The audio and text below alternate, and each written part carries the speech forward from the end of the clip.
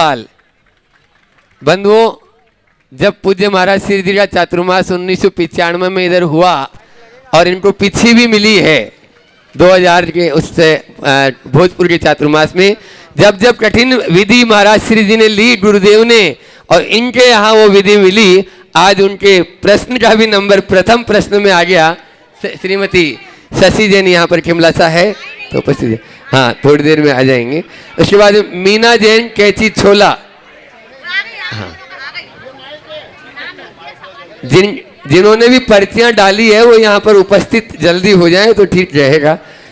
और उसके बाद में तैयार रहेंगी श्रीमती मीना जैन कैची छोला। नमोस्तु महाराज श्री, नमोस्तु महाराज श्री, नमोस्तु महाराज श्री, इच्छाई महाराज श्री। ओम ओम बोलिए। हाँ महाराज श्री, स्वाध्याय संबंधित प्रश्न करने की अनुमति नहीं है, तो मैं अपना एक स्वयं के जीवन का एक प्रश्न करना चाहती हूँ कि महाराज श्री, लौकिक परीक्षाएं तो वर्ष साल में एक बार ही देना पड़ती हैं, लेकिन एक गृहस्थ में जो वृत्ति रहता है उसके लिए अपने जीवन की परीक्षा प्रति समय देना पड़ती है। वह परीक्षा कब तक दे और कब वह सफल हो पाएगा, इसका आप हमको देखिए, परीक्षा देने से वो घबराते हैं जो ढंग से पढ़ते नहीं। जो ढंग से पढ़ाई करते हैं वो हर पल परीक्षा के लिए तैयार रहते हैं, और न केवल परीक्षा के लिए तैयार रहते हैं, वो परीक्षा देते हैं और परीक्षा में पास भी होते हैं। जीवन के हर क्षण में परीक्षा है, हमारे धैर्य की, हमारे संयम की, हमारे समझ की, हमारी क्षमता की। जिसको जीवन की सही समझ होगी वो हर घड़ी पास होगा, और जो उसमें कमजोरी रखेगा वो फेल होगा। इसलिए परीक्षा से कभी घबराइए मत, जीवन को ठीक तरीके से समझिए और आगे बढ़िए। ओम ओम। चलिए। मीना जैन कैची छोला। उसके बाद में अजय कीर्ति जैन जो गुणायतन के संस्थापक सदस्य हैं, वे तैयार हैं। स्वामी नमस्तु नमस्तु नमस्तु। चरित्र एक वृक्ष है, वह प्रतिष्ठा या सम्मान उसकी छाया, किंतु छाया को सब चाहते हैं पर वृक्ष का ख्याल कोई नहीं करता।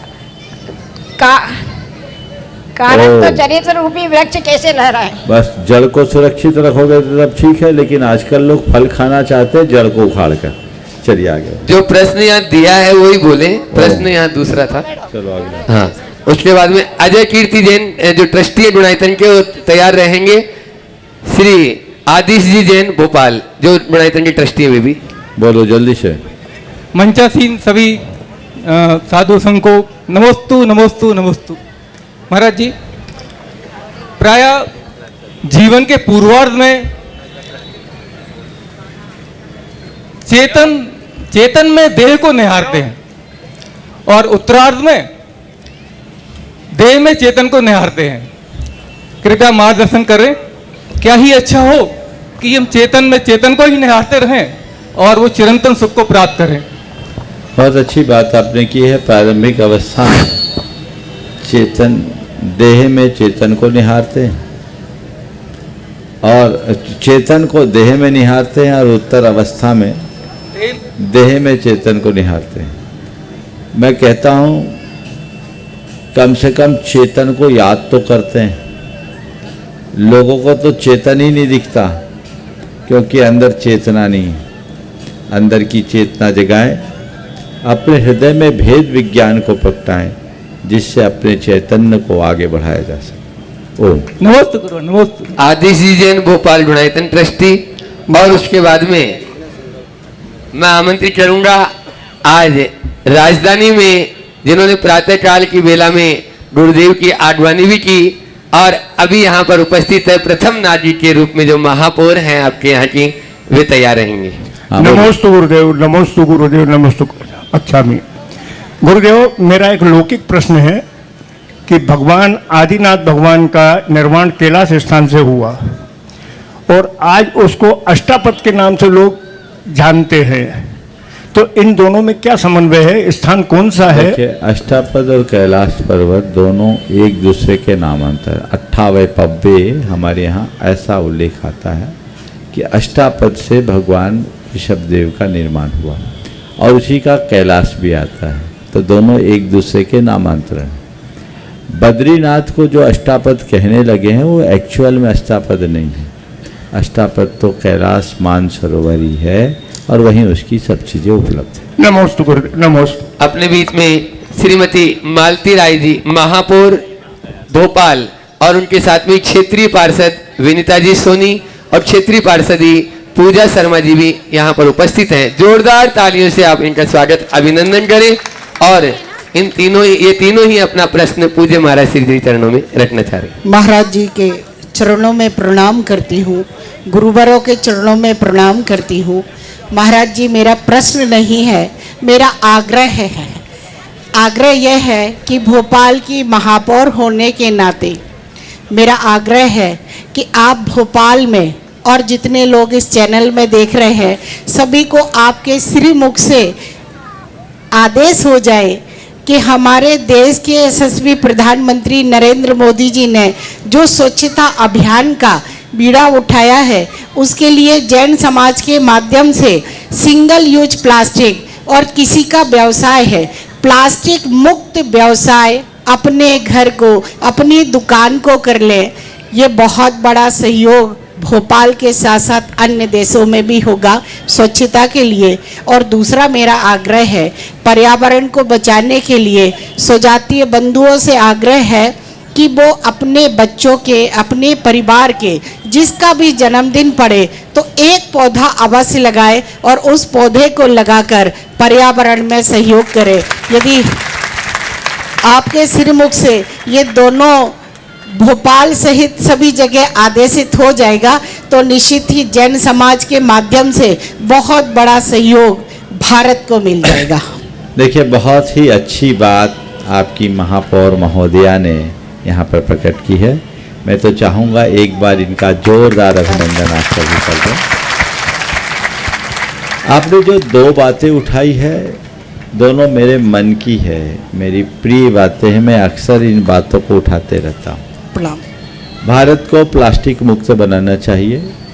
प्लास्टिक आने वाले समय में पूरे विश्व के सामने एक विकराल समस्या बन रही है।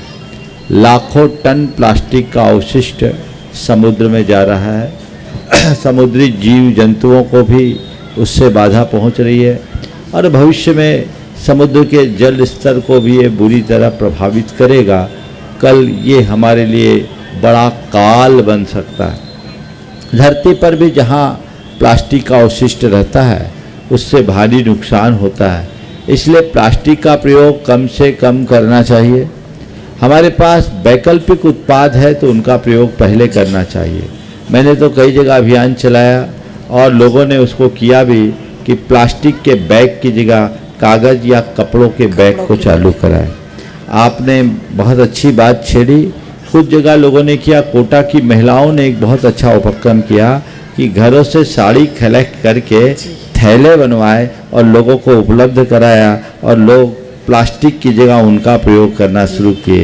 यदि महिलाएं इस अभियान को आगे बढ़ा दे तो बहुत बड़ा काम हो सकता है। सिंगल यूज प्लास्टिक बिल्कुल भी प्रयोग में न ले और जो प्लास्टिक यूज भी करे उसे यहाँ वहाँ न फेंके, उसे सुरक्षित रखे ताकि उनको रिसाइकिल बिन में डाल करके उसे ठीक किया जा सके।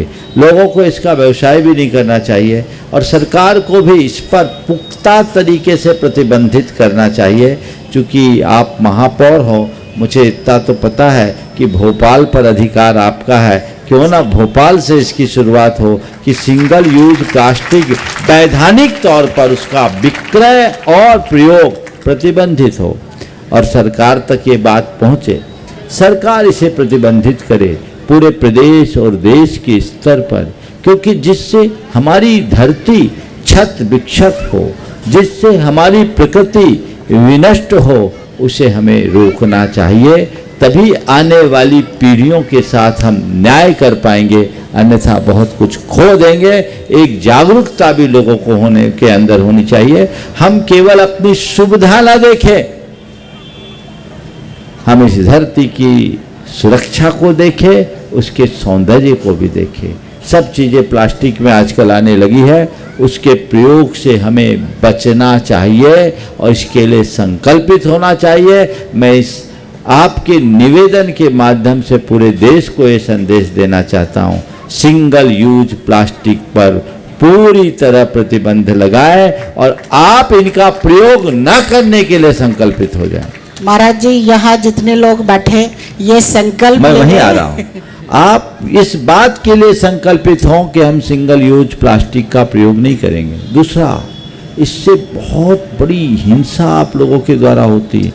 घर के जितने भी खाद्य पदार्थ हैं आप प्लास्टिक के बैग में या पाउच में फेंकते हैं, सड़कों पर फेंकता है, इधर उधर फेंकता है, और जितने भी मवेशी हैं, खासकर गोवंश गायें उनको खाती, उनके पेट में प्लास्टिक जाते हैं, और जब जुगाली करती है तो प्लास्टिक निकल के आती, उनकी श्वास नली अवरुद्ध हो जाती है, अकाल मृत्यु की शिकार बनती। यानी ऐसा करके लोग अनजाने में गौ हत्या के पाप के भागी बन जाते हैं। गौशालाओं में ऐसी ऐसी गायों की सर्जरी हुई है जिनके पेट से 35-35 किलो तक प्लास्टिक निकला है। इसके जिम्मेदार कौन? आज यहाँ बैठे सभी लोग दो संकल्प ले। पहला संकल्प कि सिंगल यूज प्लास्टिक का तो प्रयोग करेंगे ही नहीं, और दूसरी, किसी भी खाद्य पदार्थ को हम प्लास्टिक के बैग में नहीं डालेंगे। आप इसके लिए तैयार हैं? सभी लोग हाथ उठा करके संकल्पित हुए। पूरी महिलाओं का हाथ नहीं उठ रहा है, क्या बात है? एकदम भोपाल की महिलाएं तो एकदम और आगे महाराज उठा, जी के आदेश पर जो संकल्प लेगा वो हाथ उठाएगा। एकदम से एकदम संकल्पित हो जाइए। सभी का हाथ उठता दिखना चाहिए, पूरे हाथ एक से। बिल्कुल, हमारे पास विकल्प है, कागज के बैग है, कपड़े के बैग है, उनका प्रयोग करना चाहिए। दूसरी बात, आपने पर्यावरण की सुरक्षा पर हमारा ध्यान आकृष्ट किया, ये बहुत गंभीर बात है। पर्यावरण है तो हमारा जीवन है। पर्यावरण तहस नहस हो जाएगा तो हमें श्वास लेना भी दूभर होगा। इसलिए पर्यावरण की सुरक्षा के लिए तो सभी को कटिबद्ध होना चाहिए। मैंने सुना है कि आज विश्व को पर्यावरण की सुरक्षा के लिए 5 लाख करोड़ वृक्षों के आरोपण की जरूरत है। 5 लाख करोड़ वृक्ष अगर लगेंगे तब हमारा पर्यावरण सुधरेगा। चलिए, एक साथ 5 लाख करोड़ नहीं हो सकता, लेकिन यहाँ रहने वाले लोग अपने जीवन में एक वर्ष में एक पेड़ भी लगाना शुरू करें तो भारत में 140 करोड़ पेड़ तो लग ही सकता है। ये प्रयोग किया जा सकता है। आप सब जितने यहाँ उपस्थित हैं, जितने लोग अपने अपने घरों में आज दूर बैठकर इस कार्यक्रम को देख और सुन रहे हैं, ये संकल्प ले। और मैं तो इस चातुर्मास में इस अभियान को और गति देना चाहूँगा कि इस बारिश में, मानसून के आते ही हम लोग अपने हाथों कम से कम 10 पेड़ लगाएंगे और 10 लोगों को 10-10 पेड़ लगाने के लिए संकल्पित करेंगे, प्रेरित करेंगे, तो बहुत कुछ परिवर्तन होगा। आज इसकी बहुत बड़ी जरूरत है। न केवल पेड़ लगाएं, अभी तो एक कदम और आगे बढ़े, प्राकृतिक जल स्रोतों को सुरक्षित करें, चाहे वो नदियां हो, तालाब हो, कुएं हो, कुछ भी हो, इनको आप संरक्षित करें। यदि समय रहते इन पर ध्यान नहीं दिया गया तो आने वाला समय बहुत बुरा होगा। आपने बहुत ही अच्छी बात पर हमारा ध्यान आकृष्ट किया है। मैं समझता हूँ इससे एक अच्छी शुरुआत होगी। आज भोपाल में आया और पहले ही दिन भोपाल की सभा से इस बात को दुनिया में पहुँचाया जा रहा है। लोग इससे प्रेरित हों, आंदोलित हो और आगे बढ़े तो बहुत अच्छा होगा। बहुत बहुत आशीर्वाद। क्षेत्रीय पार्षद। हाँ, जैसा कि अभी मेरे जैन समाज के बंधुओं ने भी कहा कि आपका चतुर्मास भोपाल में ही हो, इसके लिए महापौर होने के नाते मैं भी आपसे आग्रह करूंगी कि आपका चतुर्मास भोपाल में हो और भोपाल की जनता को आपका आशीर्वाद मिले, ऐसा आप प्रयास करें। बिल्कुल, चातुर्मास का आग्रह आप लोग कर रहे हैं, करना भी चाहिए, लेकिन अभी चतुर्मास में तो बहुत समय है। अभी जितना है उसका लाभ ले लो और अपना पुण्य इतना जगा लो, इतना जगा लो, इतना जगा लो कि पुण्य ऐसा मेरे आड़े आए कि मैं ना चाहूँ तो भी मुझे भोपाल में रुकना पड़ जाए। ये आपको करना है। हाँ, हाँ, क्षेत्रीय पार्षद जी प्रश्न करना चाह रही हैं? नमस्ते महाराज जी, मेरा प्रश्न ये है कि आजकल जो बच्चे सुसाइड कर रहे हैं पढ़ाई के चक्कर में, फेल हो जाते हैं कुछ, तो वो डिप्रेशन चले जाते हैं, उनके लिए क्या हाल है? ऐसा क्या उनका माइंड डाइवर्ट किया जाए कि वो ऐसा गलत काम ना करें? देखिए, बहुत ही गंभीर सवाल। सबसे पहले तो हमें इसके कारणों पर जाना। बच्चे सुसाइड कर रहे हैं, क्यों कर रहे हैं? इसके पीछे दो कारण। एक तो बच्चों के ऊपर प्रेशर्स और दूसरा बच्चों से एक्सपेक्टेशन। सबसे पहले मैं अभिभावकों को कहूँगा, आज हर माँ बाप अपने बच्चों को IITN बनाना चाहते हैं, हर माँ बाप अपने बच्चों को CA बनाना चाहते हैं, डॉक्टर बनाना चाहते हैं, MBA कराना चाहते हैं, पर समाज का हर बच्चा ऐसा नहीं कर सकता। हमें उसके टैलेंट को देखना चाहिए, उसकी प्रतिभा को देखनी चाहिए, उसकी रुचि को देखनी चाहिए और साथ साथ अपनी पारिवारिक पृष्ठभूमि को भी देख करके चलना चाहिए। इन बातों को अनदेखा करने का परिणाम ये होता है कि बच्चे बहुत प्रेशर में आ जाते हैं। बच्चे पढ़ते हैं, ऐसे इंस्टीट्यूशंस में भेजते हैं, कोचिंग में भेजते हैं, वहाँ उनके ऊपर इतना ज़्यादा वर्क प्रेशर होता है जिसे वो संभाल नहीं पाते। प्रारंभ से ही एक प्रतियोगिता के दौर में वो जुड़ जाते हैं। फिर परिवार का उनसे इतना एक्सपेक्टेशन होता है कि वो आगे नहीं बढ़ पाते। बचपन से ही आप लोग बच्चों के दिमाग में ये बोझ डाल देते हैं। छोटी क्लास में पढ़ने वाले बच्चे की भी रैंक की बात करते हैं। ये तो अच्छा हुआ है कि आजकल कुछ क्लासेस में इस तरह की व्यवस्थाएं बदल दी गई, बहुत अच्छा है, लेकिन फिर भी जो प्रेशर है और एक्सपेक्टेशन है ये बहुत भयानक है। तो पहली बात, ये प्रेशर ख़त्म होना चाहिए और एक्सपेक्टेशन ख़त्म होना चाहिए। तो हमें इन सब बातों पर ध्यान देना चाहिए। बच्चों पर ज़्यादा प्रेशर नहीं, रैंक से काम नहीं होता, प्रतिभा आगे बढ़ती है। और बच्चों को ये समझना चाहिए कि इस दुनिया में कोई IITN या कोई अच्छा हायर प्रोफेशनल है उसका ही कैरियर, ऐसी बात नहीं है। कैरियर की बहुत संभावनाएं हैं। व्यक्ति के अंदर हुनर होना चाहिए, वो जहाँ चाहेगा वहाँ अपना कैरियर बना लेगा।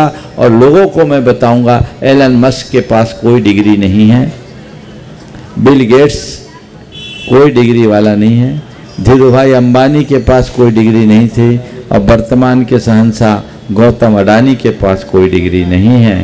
तो कहाँ आप पीछे पड़ रहे हैं? कोई सोचो नहीं। ये सब चीज़ें दूर की बात है। हम लोगों के पास कोई डिग्री नहीं है क्या? कोई डिग्री? हम तो पढ़े ही नहीं उतने। ये बात अलग है कि आचार्य महाराज के पास कोई डिग्री नहीं, हमारे पास कोई डिग्री नहीं, हम साधुओं के पास, लेकिन हम लोगों की किताबें लोग कॉलेज में पढ़ा रहे हैं और डॉक्टरेट कर रहे हैं। ये क्या है? ये सब चीज़ें दिमाग से हटाइए। डिग्री डिग्री डिग्री की बात को हटाइए, अपनी प्रतिभा को जगाने का प्रयास कीजिए। अगर बच्चों के मन में ये बात बिठा दी जाए तो बच्चे बहुत स्मूथली आगे बढ़ेंगे। नई शिक्षा नीति में इन सब बातों का समावेश हुआ है। मुझे उम्मीद है कि इनके पूर्ण क्रियान्वयन के बाद ये समस्याएं कुछ कम होगी। आप बोलिए। हाँ, अगला प्रश्न कर रही हैं क्षेत्रीय पार्षद पूजा जी शर्मा। गुरुवर के चरणों में शत नमन करती हूँ। नमस्तु महाराज जी। मैं इस क्षेत्र की पार्षद हूँ, तो मैं ये बस ये पूछना चाहूँगी आपसे कि मैं सामाजिक क्षेत्र के अनुसार महिलाओं के लिए, वैसे तो हमारे आदरणीय मोदी जी ने बहुत सी सहायता करी है महिलाओं के लिए, मैं भी कुछ करना चाहती हूँ छोटे स्तर पे अपने तरफ से, तो मैं क्या कर सकती हूँ? ऐसा कुछ सुझाव दें मुझे। मैं एक सुझाव देना चाहूँगा, हो सकता है आप लोगों को बुरा लगे, लेकिन सच है इसलिए बता देता हूँ। मुझे लगता है कि आज के समय में महिलाओं की जितनी भी समस्याएं हैं ना, उनके पीछे महिलाएं ज़्यादा हैं। बोलो मैं सही बोल रहा हूँ कि नहीं? एक बार महिलाएं मेरी बात का अनुमोदन करें, जोर से करें थोड़ा। ये ज़्यादा है, इसलिए एक जागरूकता लाए महिलाओं के प्रति कि महिला के उत्पीड़न से बचे। पुरुष तो बेचारे लपेटे में आ जाते हैं। कानून भी सब बने सो इन्हीं लोगों के लिए बने, लेकिन जमीनी हकीकत को समझना चाहिए। इसके जिम्मेदार कौन? नारी प्रगतिशील बने, नारी समाज आगे बढ़े, महिलाओं का उत्थान हो, ये आज की जरूरत है। लेकिन ये तभी संभव होगा जब नारी के साथ खड़ी होगी। लेकिन क्या बताऊं, आज की नारियां नारी के साथ खड़ी नहीं हो रही, वो नर बनने की तैयारी कर रही। नतीजा क्या हो रहा है, वो नर बन नहीं पा रही, नारी रह नहीं पा रही, ना इधर की ना उधर की, गदरे सी स्थिति है। क्या होगा? प्रकृति सुलभ जो गुण है उसे अपने अंदर जगाइए। नार्योचित कर्तव्यों और गुणों के पालन से ही नारित्व सुरक्षित होगा, और जब तक नारित्व सुरक्षित है तभी तक धरती सुरक्षित है, सभ्यता सुरक्षित है, संस्कृति सुरक्षित है। इसलिए हमें नारित्व को बचाना है और जीवन को आगे बढ़ाना है, ऐसा प्रयास करना है। श्री दिगंबर जैन महिला महासमिति भोपाल, संध्या जी जैन, मनीषा सुपारी और ग्रुप पूरा वो प्रश्न पूछेंगे, और उसके बाद में पाठशाला परिवार विद्यासागर पाठशाला परिवार चौट मंदिर भोपाल तैयार रहेंगे। ओ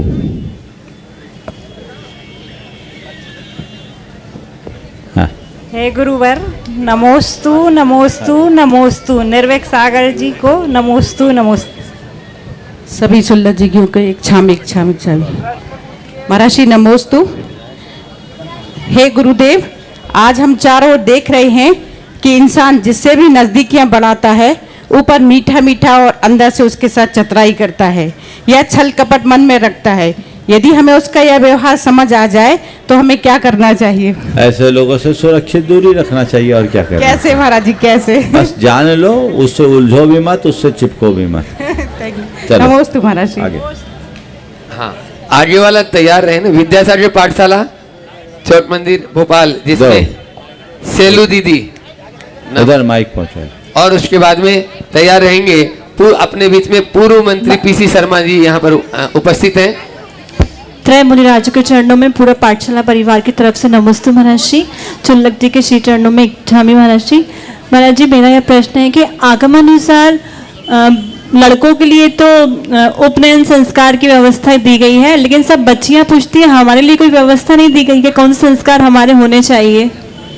देखिए, उपनयन संस्कार की व्यवस्था बच्चों के लिए है, लेकिन जैसे मुनियों के लिए जो क्रियाएं हैं वही आयरिकाओं के लिए भी भूमिकानुरूप हो जाती है। इसी तरह जो बच्चों के लिए क्रियाएं हैं भूमिकानुसार बच्चियों को भी कर देना चाहिए। महाराज जी, हमारी मतलब भावना है कि यहाँ पर भी सारे बच्चों के संस्कार हो जाए तो हम लोग के लिए बहुत भावना पूरी हो जाएगी। चलिए, भावना भाई है, प्रतीक्षा कीजिए। चलिए। हाँ। पूर्व मंत्री पीसी शर्मा जी, और उसके बाद में तैयार रहेंगे संदीप जी जैन, बंसिया परिवार, अध्यक्ष भानपुर।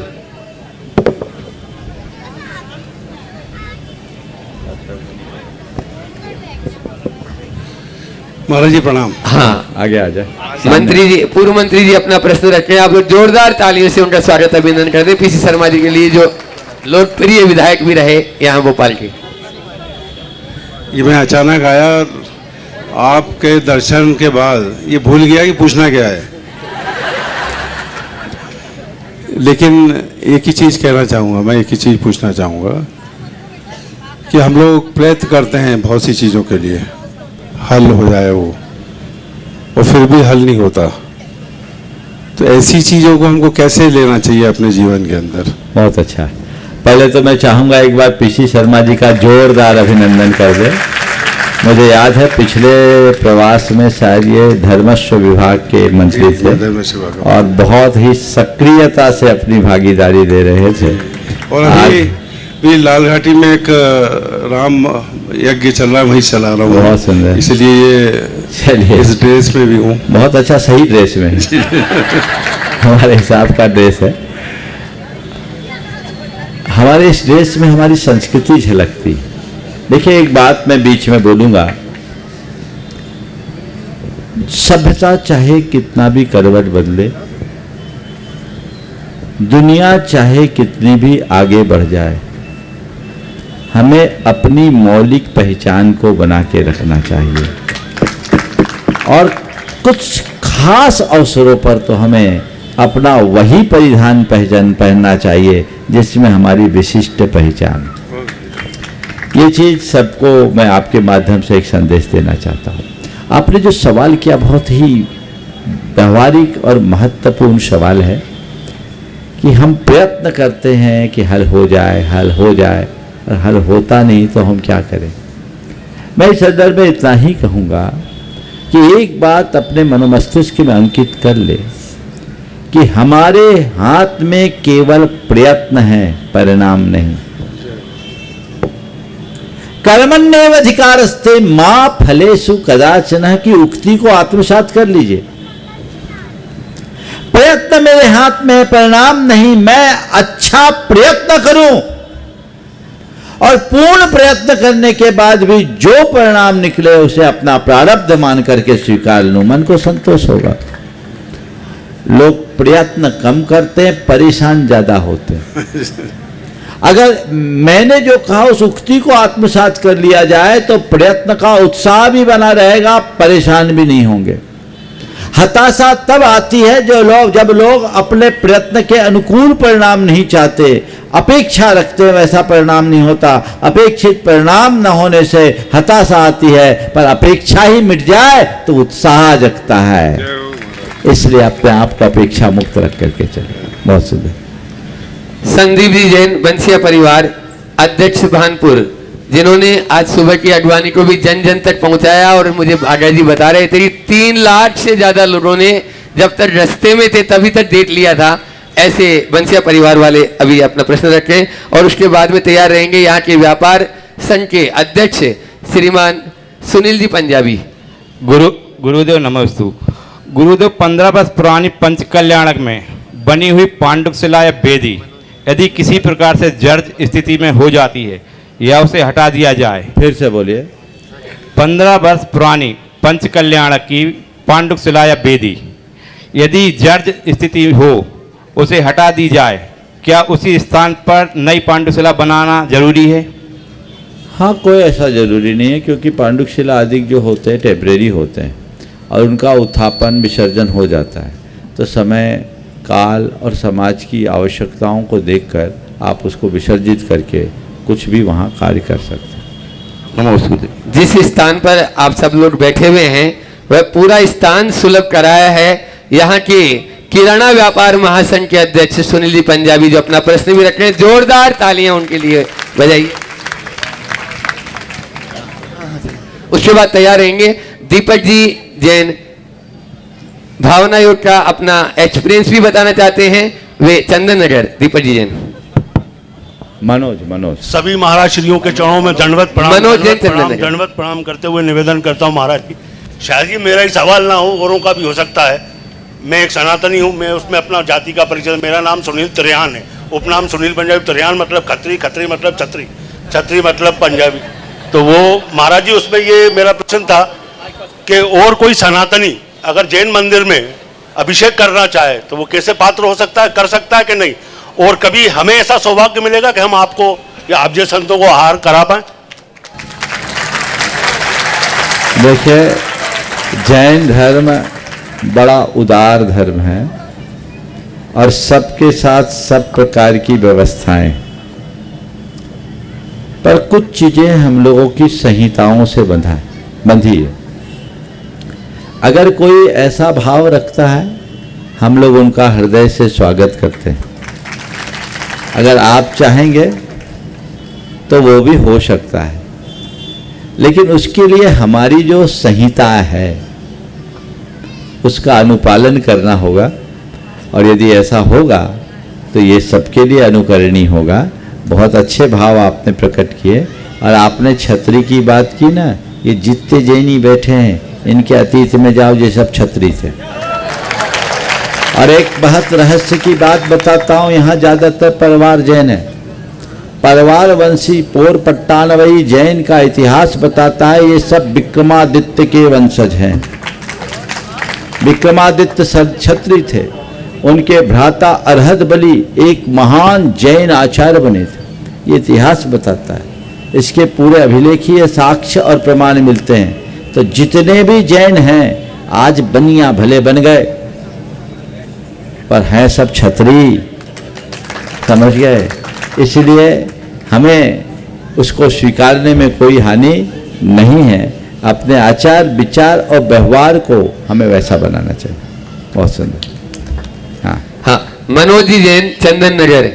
आप देख रहे हैं पूरे के पूरे भावना योग में जो महाराज श्री जी जो कमांड देते हैं रंगे हुए हैं, और वो अपना अनुभव स्वयं अपने मुख से बता रहे हैं। और उसके बाद में मैं बता रहा हूँ, ये वो शख्स है जिसका मैं, थोड़ा आगे आ जाओ अपना सामने से, हाँ, जिसका मैं भावना योग के संदर्भ में और अपने प्रवचनों में अक्सर उदाहरण देता रहता हूँ। क्योंकि मैं नाम तो लेता नहीं लेकिन उदाहरण देता हूँ। ये ब्रांड एम्बेसडर है भावना योग का। ये शख्स अपने क्रोध पर कैसा नियंत्रण पाया, मैं तो अपने मुंह से बोलता ही था। आज ये पहला मौका है जब ये इस सभा में उपस्थित हुआ है। पिछली बार जब करौत के मंदिर में, चंदन नगर के मंदिर से निकल रहा था, तब इसका मुझसे परिचय हुआ। ये खुद अपना अनुभव संक्षेप में आप सबके बीच रखेंगे। बोलो। हे गुरुवर, नमोस्तु नमोस्तु नमोस्तु। आपकी ही कृपा है कि भगवान मैं आज आपके श्री चरणों में खड़ा हूँ। मुझे भगवान वाचनिक दिक्कत है, लेकिन सबसे पहले मैंने उस पर ही कंट्रोल पाया। बोलने में दिक्कत होती है, हकलाहट जिसे कहते हैं, आप सब लोग नहीं जान पाए, ना मुझे पकड़ पाए कोई, पर मैंने आपके भावना योग से सबसे पहले अपने आप को ठीक किया भगवान। उसके बाद मेरी किराने की दुकान है, वहां से कोरोना काल में हजार घरों तक ये मैं शांत हूं, मैं स्वस्थ हूं के स्टिकर पहुंच जाए। मेरी बहन को 53% कोरोना हुआ, मैंने उसके घर में यही बड़ा स्टिकर लगाया। औषधि अपना काम करती रही, डॉक्टर नारायण जी की औषधि मैंने भी ली, लेकिन साथ में भावना योग भी मैं करता रहा। वो 23 दिन में ठीक होकर आरोन अपने घर चली गई और आज वो 10-10 किलोमीटर का विहार कर लेती है भगवान।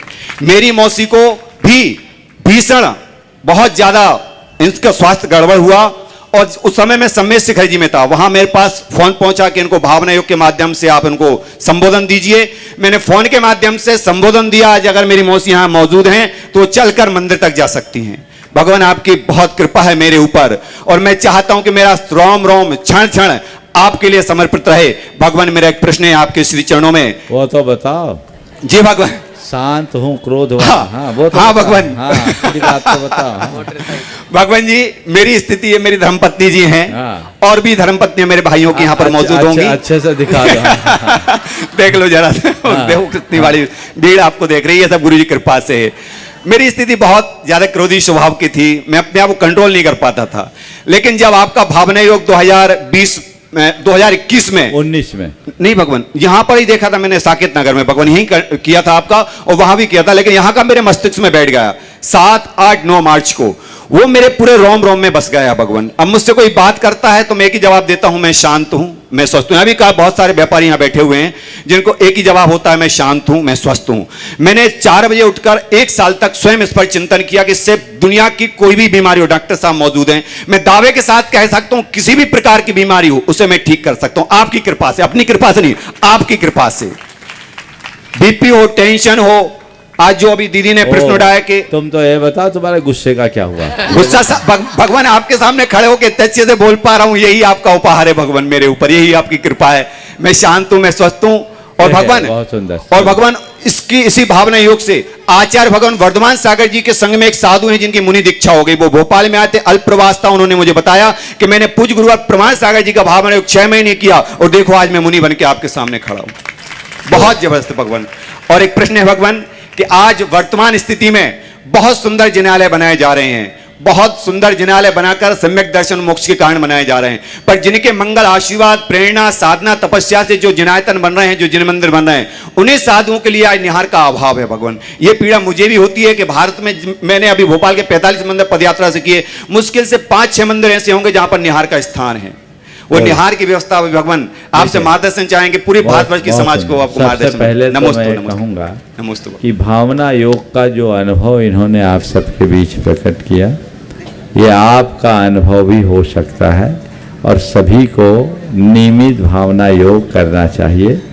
आगामी 21 तारीख को अंतर्राष्ट्रीय विश्व योग दिवस के अवसर पर यहाँ भावना योग का बृहद कार्यक्रम संपन्न होगा, और उसमें हम सब सीधे भावना योग करेंगे, लेकिन एक ऐसा अभिनव प्रयोग है जो हमारे तन को स्वस्थ, मन को मस्त और चेतना को प्रशस्त बनाता है। इनकी धर्मपत्नी ने हमसे कहा था, महाराज ये प्रचंड क्रोधी थे, अब शांति मूर्ति हो गए।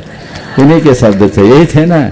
और ये आज शांति के रूप में आ गए। तो मैं कहता हूँ बहुतों के ऐसे होंगे, मेरे पास ले आना, या बहुतों की ऐसी होगी, उनको शांति देवी बनाया जा सकता है। ये रास्ता अपने आप सुलझ सकता है। आपने जो बात की वो बहुत ही सामयिक सवाल है। समाज को साधुओं की परिचर्या करने की जिम्मेदारी है। उनकी परिचर्या की अनुकूल व्यवस्था समाज को बनानी चाहिए और इसके लिए समाज को अपने स्तर पर पहल करना चाहिए। जिन जिन मंदिरों में ऐसी व्यवस्था नहीं है, उन्हें अपने योजनाओं की प्राथमिकता में से जोड़ना चाहिए, ताकि आपके यहाँ आने वाले साधु संतों को उनके चर्या के अनुकूल सुविधाएं मिल सके। ओम। जिनवाणी वैयावृत्ति समिति महिला मंडल छोट मंदिर और उसके बाद में तैयार रहेंगे। जो बिहार की टीम है, पूरा बिहार का रहे हैं, उसमें आज प्रश्न पूछने का अवसर प्राप्त हुआ है नयन जैन अनूप जैन को। जिनवाणी वैयावृत्ति समिति चौक की सभी बहनों की तरफ से मुनि त्रय के चरणों में बारंबार नमोस्तु नमोस्तु नमोस्तु। महाराष्ट्री, गैस पर रखा दूध यदि जल जाता है तो उसकी बदबू घर की खिड़की और दरवाजे खोलकर निकाली जा सकती है। और यदि दिल में घृणा, बैर और नफरत यदि आ जाती है तो अंतरंग के कौन सी खिड़की दरवाजे खोलूं जिसमें प्रेम और वात्सल्य की खुशबू आए और घृणा और बैर की बदबू से निकल जाएं। देखिए, बहुत अच्छा सवाल है। दूध के जलन की बदबू को खिड़की खोलकर बाहर निकाला जा सकता है, लेकिन हृदय के घृणा, द्वेष, बैर, नफरत की बदबू को कैसे निकालें?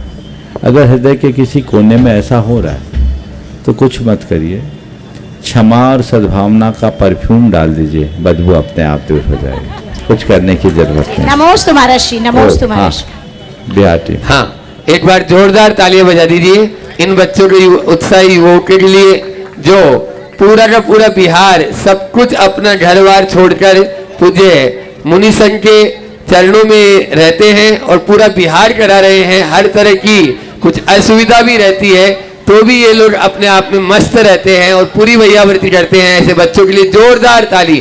और प्रश्न आज कर रहे हैं नयन जैन। परम पूज्य गुरुदेव के चरणों में बारंबार त्रिकाल बार नमोस्तु गुरुदेव। गुरुदेव, मेरी शंका यह है कि हर सवाल का जवाब देना उचित, हर सवाल का जवाब देना सही है या हर सवाल का जवाब पर मौन रहना कहाँ तक सही है?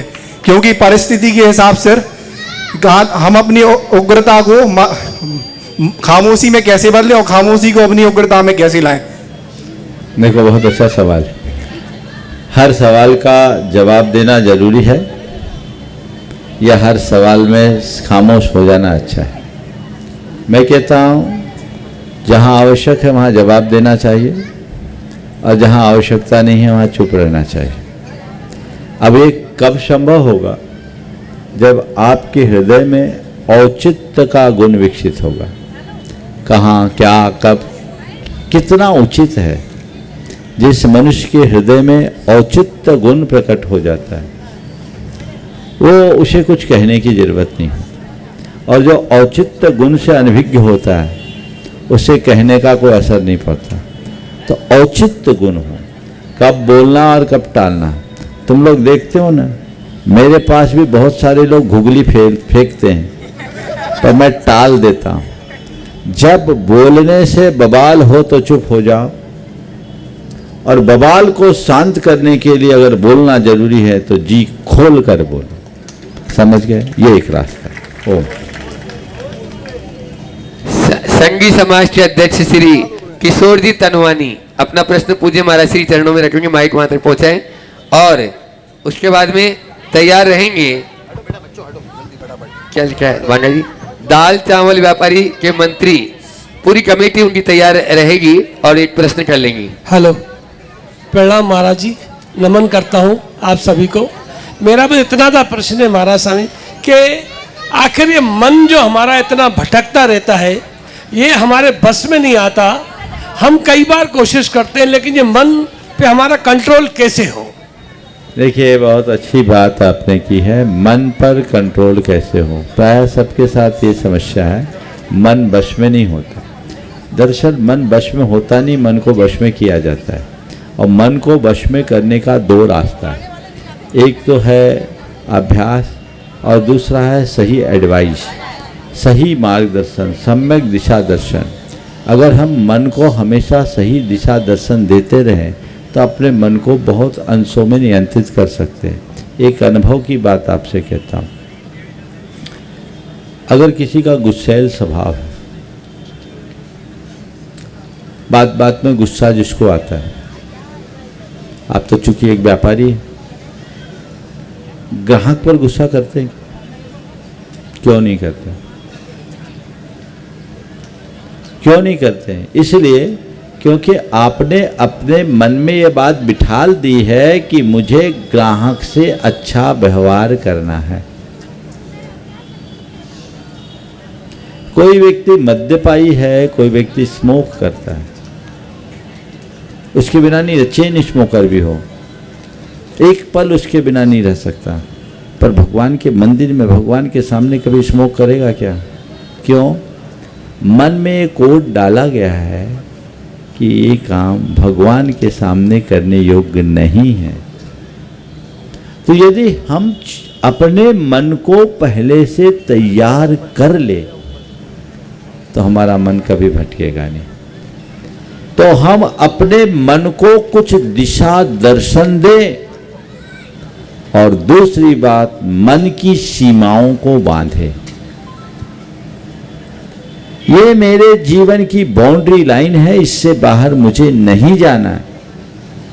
मन नहीं भागेगा और उसके लिए सतत अभ्यास करें, हम अपने आप को संभाल लें। दाल चावल व्यापारी संघ के अध्यक्ष श्री ईश्वर संगतानी और उनकी पूरी टीम पूज्य महाराज श्री चरणों में प्रश्न रखे। उसके बाद में दिगंबर जैन पंचायत भोपाल, उसके मंत्री मनोज जी।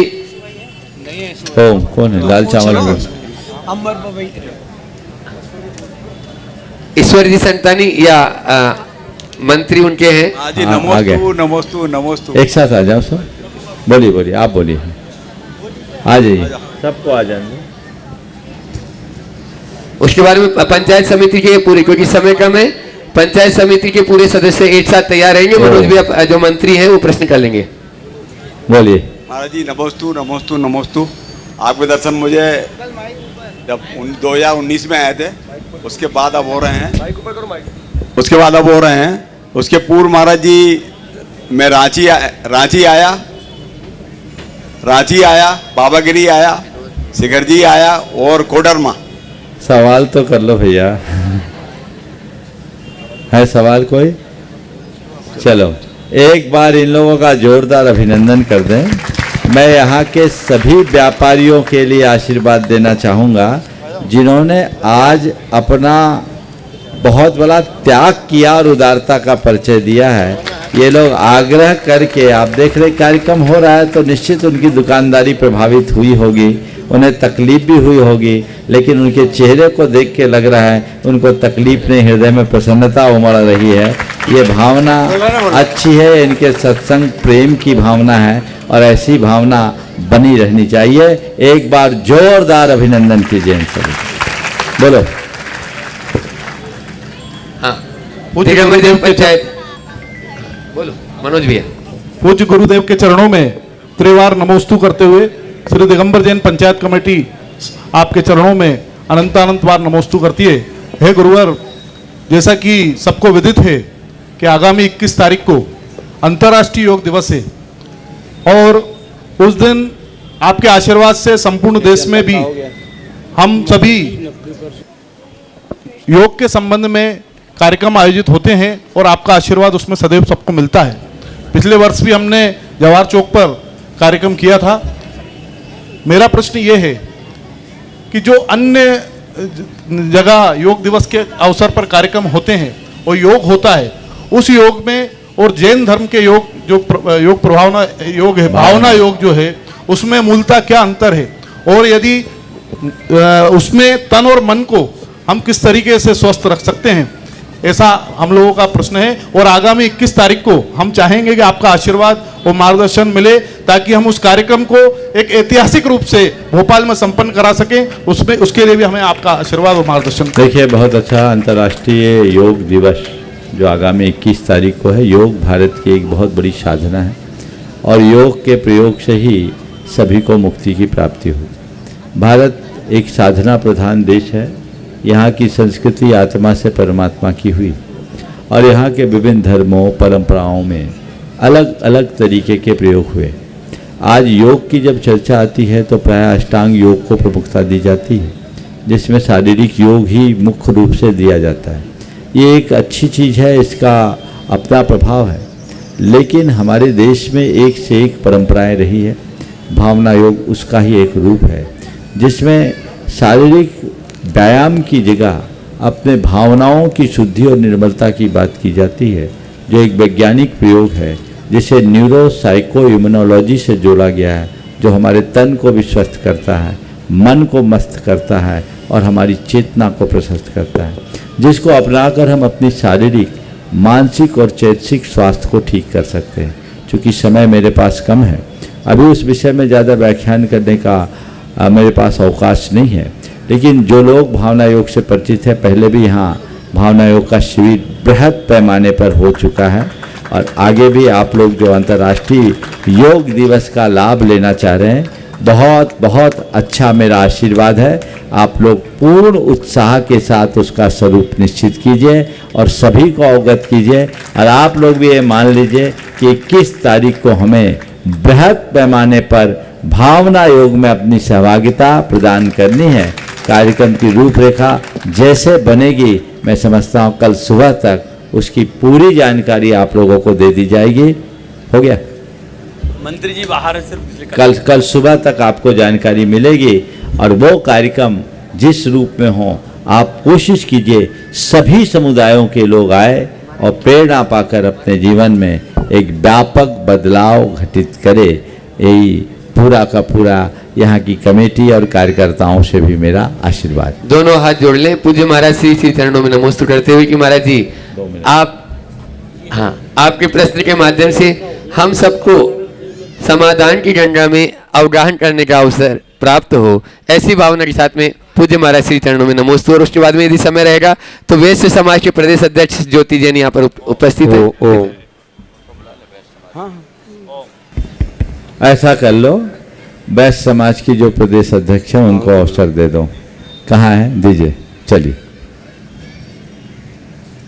राष्ट्रीय मंत्री भी है जैन समाज की और वैश्य समाज के प्रदेश अध्यक्ष जैन समाज की है, हम वैश्य समाज समझ। आचार्य महाराष्ट्र जी के श्री चरणों में पुनः नमन। महाराष्ट्र जी, सबसे पहले तो मेरा बहुत बड़ा सौभाग्य है कि मैं आपके सामने प्रश्न करने की हिम्मत कर पा रही हूँ।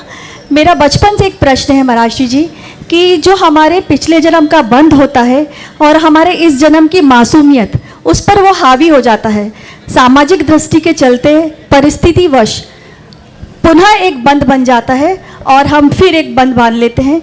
तो इससे पूर्णतः हम किस तरह बाहर निकले, गुरुदेव जी बताइए। देखिए, ये सब चीज़ें हमारे संस्कारों का खेल जी। पुरातन संस्कार जब हम पर हावी होते हैं, हमारी गाड़ी बिदक जाती है और यदि हम पुरुषार्थपूर्वक अपने संस्कारों को पलट देते हैं, हमारी गाड़ी संभल जाती है।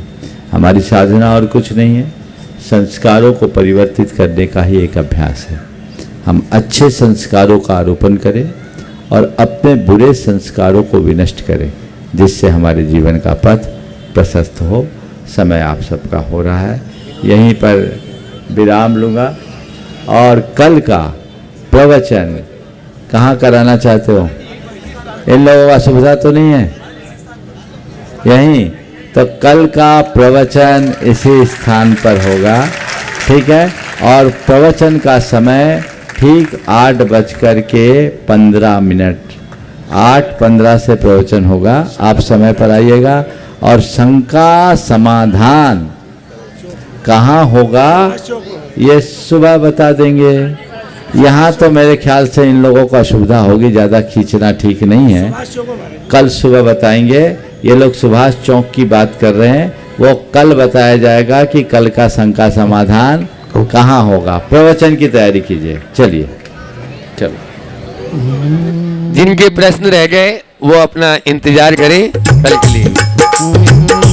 विद्यासागर की गुण आगर की शुभ मंगल दीप सजाई की मैं